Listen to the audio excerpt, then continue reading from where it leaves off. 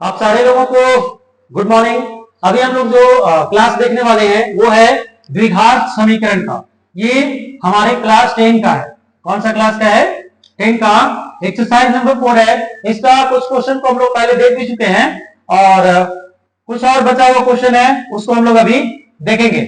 सबसे पहले हम लोग ये जानेंगे, जो लोग पहले इस क्लास को नहीं देखे हैं उन लोगों के लिए हम लोग ये देखेंगे कि द्विघात समीकरण क्या होता है ना, और ये द्विघात समीकरण का किस तरह का रूप होता है उसको हम लोग समझेंगे। तो चलिए देखते हैं। अगर हमारे पास कोई इक्वेशन हो इस तरह का, ax square plus bx plus c is equal to 0। अगर कोई ऐसा इक्वेशन है हमारे पास जिसमें x स्क्वायर का भी कोई कोफिशिएंट है, x का भी कोई कोफिशिएंट है और एक अचर पद है यानी कांस्टेंट टर्म, और उसके इज इक्वल टू में भी कुछ है, तो इसको हम लोग बोलेंगे द्विघात समीकरण। और ऐसे में देखने से पता चल रहा है इसका घात 2 है, x का मैक्सिमम घात 2 है। तो अगर इस तरह का कोई इक्वेशन रहता है जिसको हम लोग द्विघात समीकरण कहते हैं। इसमें बेस्ड आज हम लोग क्वेश्चन सोल्व करेंगे। देखिए इसमें क्या है, एक्सरसाइज 4.3 है ये। क्या लिखा हुआ है? यदि निम्नलिखित द्विघात समीकरणों के मूलों का अस्तित्व हो तो इसे पूर्ण वर्ग बनाने की विधि के द्वारा हल करना है। सबसे पहले ये जानना है हम लोगों का, ये जो इक्वेशन दे रखा है हमारा, इसका मूल का अस्तित्व है या नहीं है। अगर मूल का अस्तित्व होगा तब इसको हम लोग सोल्व करेंगे, अगर मूल का अस्तित्व नहीं होगा तो इसको हम लोग नहीं सोल्व करेंगे। ये मूल का अस्तित्व को हम लोग कैसे जानते हैं कि ये मूल का अस्तित्व है कि नहीं, इसके लिए हम लोग जानना जरूरी होता है डिस्क्रिमिनांट का। इसको हम लोग विविक्तर बोलते हैं। इसका एक फॉर्मूला होता है बी स्क्वायर माइनस 4ac। ध्यान से देखिए, ये d का वैल्यू फाइंड करेंगे हम लोग। इसका क्या फॉर्मूला होता है? D square D equal to B square minus 4ac। अब ये बी स्क्वायर क्या है, ये a क्या है, ये c क्या है, इसके बारे में जानेंगे। यहाँ पे देखिए ये जो इक्वेशन है इसमें एक्स स्क्वायर का जो गुणांक है, एक्स स्क्वायर का जो गुणांक, इसको हम लोग a बोलेंगे। कितना है? 2। अब आगे ये जो हमारे पास ये देखिए x का जो गुणांक है इसको हम लोग b मानेंगे, b बोलते हैं। और हमारे पास ये जो अचर पद है इसको हम लोग c बोलते हैं। ध्यान से देख लीजिए, यही a b और c है। अब ये d का वैल्यू d का वैल्यू जब निकालना है हम लोगों को तो इसी a b और c का वैल्यू को यहाँ पे पुट करेंगे। पुट करने के बाद क्या होगा उसको देखिए। हम लोग इसको थोड़ा सा कैलकुलेट करने की कोशिश करते हैं। बी स्क्वायर, बी का वैल्यू कितना है? 7 माइनस 7 का स्क्वायर होगा माइनस 4 इंटू ए का वैल्यू कितना है हमारे पास?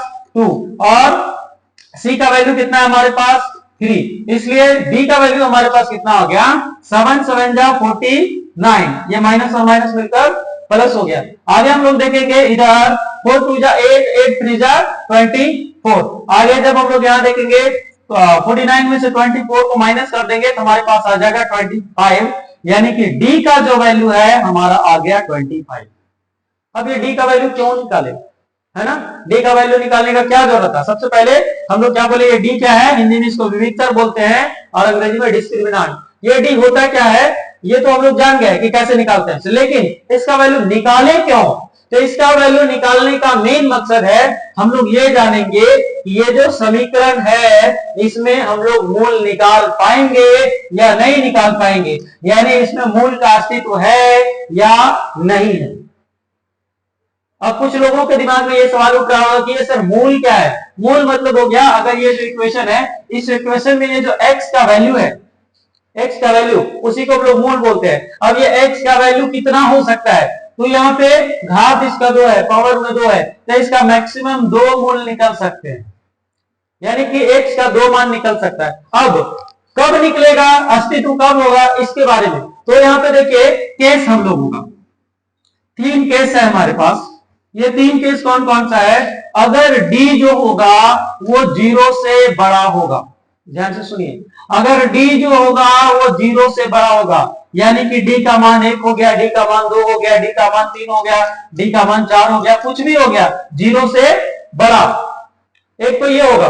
तब क्या होगा, d का मान अगर 0 से बड़ा होगा तो इसका मूल का अस्तित्व होगा, यानी x का कुछ ना कुछ मान निकलेगा, 2 मान निकलेगा, और दोनों मान जो निकलेगा वो अलग अलग निकलेगा। अगर 1 2 निकला तो हो सकता है दूसरा 3 निकलेगा। इस तरह से अलग अलग मान। लेकिन एक और केस, ये केस नंबर 1 था। केस नंबर 2 देखेंगे, अगर d का मान 0 के बराबर में है। क्या है? d का मान 0 के बराबर में, और d का मान अगर 0 के बराबर में होता है तब क्या होगा भाई? तब भी इसका 2 मूल होंगे। तब भी इसका कितने मूल होंगे? 2 मूल होंगे। लेकिन ये दोनों का जो दोनों मूल है, ये दोनों का दोनों बराबर होगा, यानी x का एक मान 2 होता है तो x का दूसरा मान भी 2 होगा। क्या बोले हम? अगर d का मान 0 से बड़ा है तो 2 मूल, d का मान 0 के बराबर है तब भी 2 मूल। इसके केस में दोनों मूल बराबर होगा, और इसके केस में दोनों इसके केस में दोनों मूल भिन्न भिन्न होगा, और इसके केस में दोनों मूल बराबर होगा। ये बात आप लोग समझ गए होंगे। एक और केस देखते हैं, केस नंबर 3। अगर d का मान जो है वो छोटा है किससे? 0 से। d का मान 0 से छोटा है। 0 से छोटा का क्या मतलब है? माइनस में हो जाएगा, फिर -1, -2, -3 कुछ भी हो सकता है इस तरह से, है ना। यानी कि d का मान 0 से छोटा है, यानी कि माइनस में है, तब हम लोगों को ये जान लेना होगा कि d का मान 0 से छोटा होने पर इसका कोई मूल का अस्तित्व नहीं होगा। नहीं होने का मतलब है कि x का वैल्यू जो है हम यहाँ पे फाइंड नहीं कर सकते हैं, x का मान निकाल नहीं पाएंगे हम। कब निकाल पाएंगे? जब d का मान 0 से बड़ा होगा तब, या d के मान 0 का बराबर होगा तब। d का मान 0 से बड़ा रहेगा तब हम लोग 2 अलग अलग मूल ज्ञात कर सकते हैं, और d का मान 0 के बराबर होगा तो हम लोग 2 बराबर मूल्य ज्ञात कर सकते हैं। इस बात को जान गए। अब d का मान 0 से छोटा होगा तब क्या होगा? उसका मूल का कोई अस्तित्व नहीं होगा। इस बात को हम लोग भली भांति जान गए। तब आगे क्या बोला देखिए, कह रहा है अगर मूल का अस्तित्व है तो इसे पूर्ण वर्ग बनाने की विधि द्वारा ज्ञात करिए। तो चलिए हम लोग इससे बेस्ट एक क्वेश्चन को बनाते हैं, और इससे बेस्ट एक क्वेश्चन को बनाएंगे और देखेंगे कि पूर्ण वर्ग विधि के द्वारा हम लोग द्विघात समीकरण को हल कैसे करते हैं। तो सबसे पहले हमारे पास एक इक्वेशन है, एक इक्वेशन को लेंगे हम लोग, देखेंगे फट से यहाँ पे कि a बराबर कितना है? 2, b बराबर कितना है? -7, और c बराबर कितना है? 3। इसको हम लोग फट से d निकाल करके देखेंगे। क्यों? d निकालेंगे तो पता चलेगा अस्तित्व है मूल का या नहीं है। अगर नहीं होगा तो बेकार में पढ़ाने से तो कोई फायदा होगा नहीं। चलिए अब हम लोग यहाँ पे देखते हैं क्या होगा। d = b² - 4ac, ये चीज होगा ना। अब चलिए यहाँ पे देख लेते हैं b² कितना है? -7 का square -4 into a into c का मान 3 है। अब कितना होगा? 7 7 जा 49, -4 2 जा 8, 8 3 जा 24, ये हो जाएगा 25। d का मान 25 हो गया, यानी कि d जो है वो 0 से बड़ा है, यानी कि इसका मूल का अस्तित्व है। और अगर मूल का अस्तित्व है का मतलब इसका मान हमारे पास में निकल जाएगा। और निकलेगा तो कैसे निकलेगा? कौन सा विधि से निकालना है हम लोगों को? पूर्ण वर्ग बनाने की विधि से निकालना है। यह विधि क्या है इसके बारे में चलिए पढ़ते हैं। इसको अभी हम लोग हटा देते हैं क्योंकि पहले नंबर में हम लोग चेक कर चुके हैं इसको। अब सबसे पहले हम लोग यहाँ पे चलिए लिख लेते हैं इक्वेशन 2x² - 7x + 3 = 0।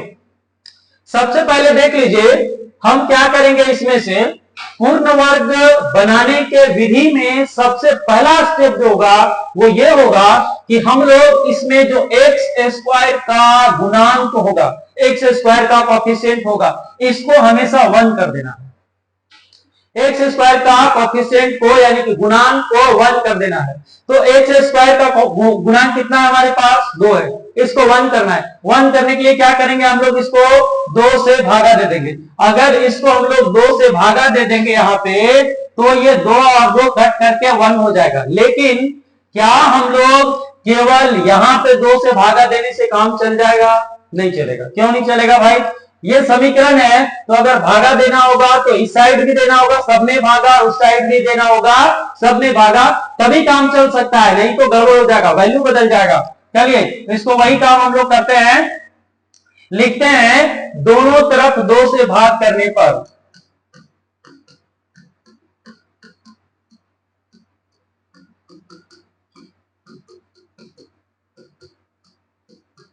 2 से भाग दोनों तरफ करते हैं तो क्या हो जाएगा हमारे पास 2x² minus 7x plus 3 is equal to 0। 2 से भाग दीजिए यहाँ पे भी, यहाँ पे भी और यहाँ पे भी। अब क्या हो जाएगा हमारे पास, ये 2 से 2 कट जाएगा, ये बच जाएगा x², यहाँ पे -7/2x, यहाँ पे बच जाएगा 3/2, और यहाँ पे 0 को कोई भी चीज से भाग देंगे तो हमारा 0 ही आएगा। तो ये इस तरह से आ गया। ये पहला केस हमारा हो गया। पहला काम हम लोग कर लिए कि x² का जो गुणांक है इसको 1 बना लिए। कोई चीज से गुना किया हुआ नहीं दिखाई पड़ रहा है, मतलब ये 1 से गुना किया हुआ है।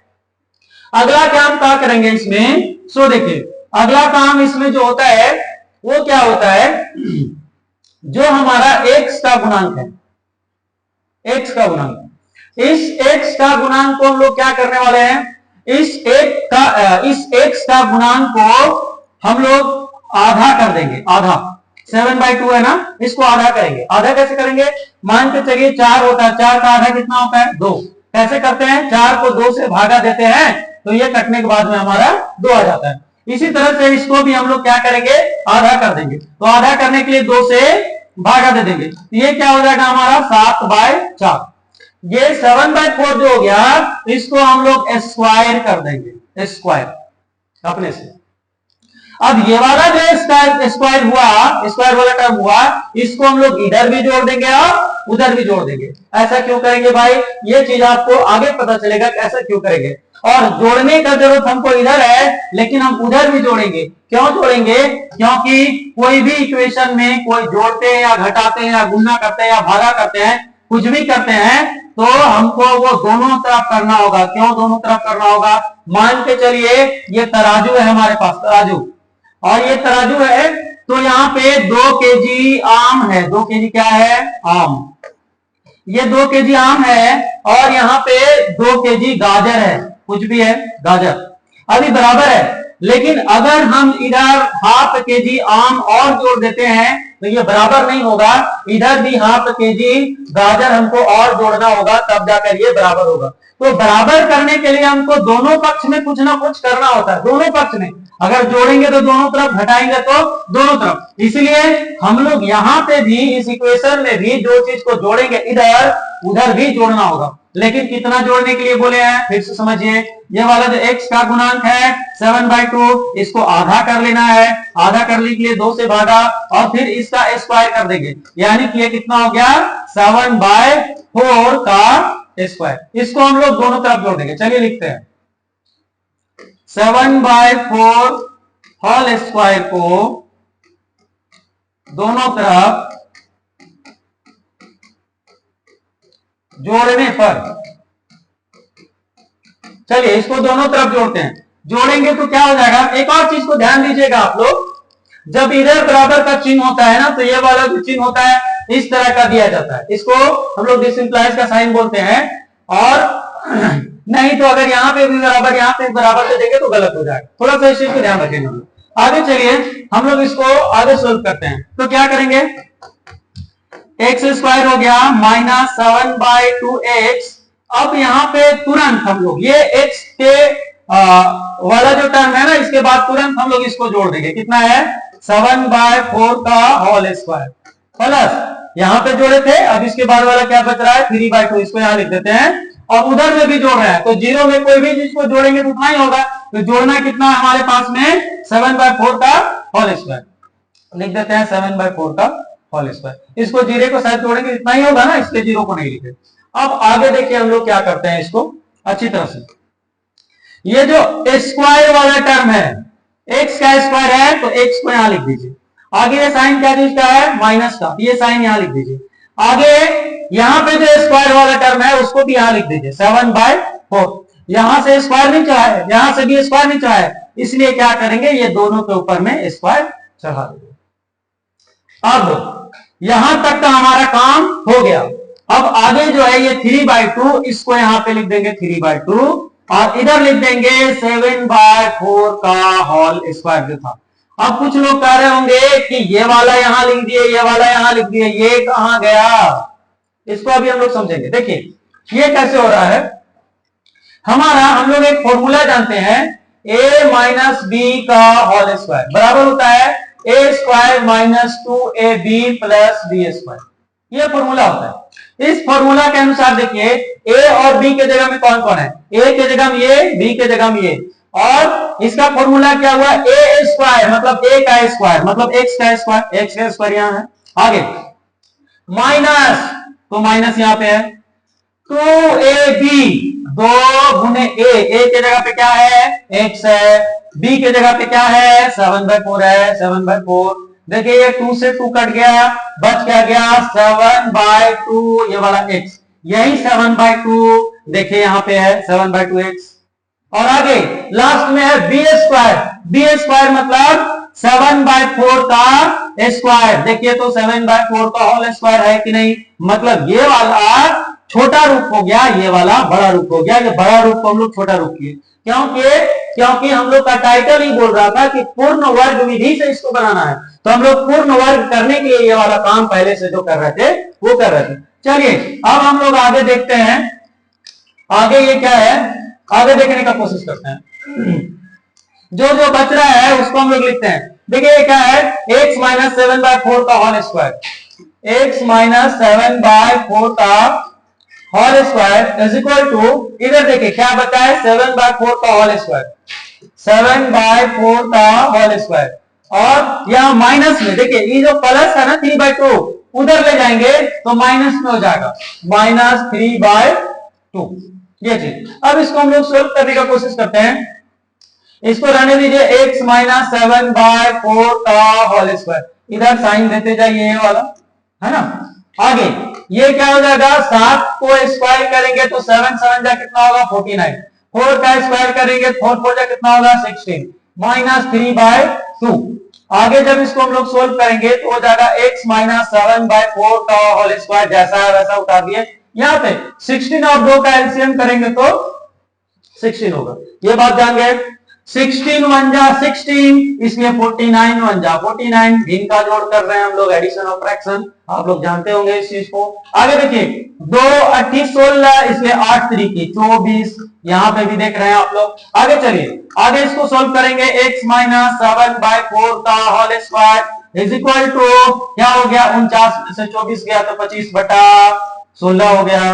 आगे देखिए क्या हो रहा है, यहाँ पे यह x माइनस 7/4 और यहाँ पे है 25/16, ये वाला जो स्क्वायर है उधर चढ़ा देंगे हम लोग ऐसे, स्क्वायर इधर से हटेगा तो उधर जाकर रूट चढ़ेगा, लेकिन रूट से जो बाहर चीज आता है वो एक बार प्लस में आता है एक बार माइनस में आता है। आगे क्या हो जाएगा, यहाँ x minus 7/4 is equal to 25 का जब वर्गमूल निकालेंगे तो 5 होगा और 16 का वर्गमूल निकालेंगे तो 4 होगा, एक बार प्लस में और एक बार माइनस में। अब देखिए हम लोग क्या करते हैं, यहाँ पे x minus 7/4 is equal to एक बार क्या ले रहे हैं प्लस में 5/4 और एक बार हम लोग यहाँ पे ले रहे हैं x minus 7/4 is equal to minus में, ये प्लस वाला यहाँ लिए थे अब माइनस लेंगे माइनस 5/4। आगे जब इसको सोल्व करेंगे तो देखिए ये हो जाएगा x इज इक्वल टू ये 5/4 यहाँ पे है और ये 7/4 उधर जाएगा प्लस में 7/4, इसलिए हो जाएगा क्या 7 5 12/4, 12/4 का मतलब काटेंगे तो ये आ गया 3।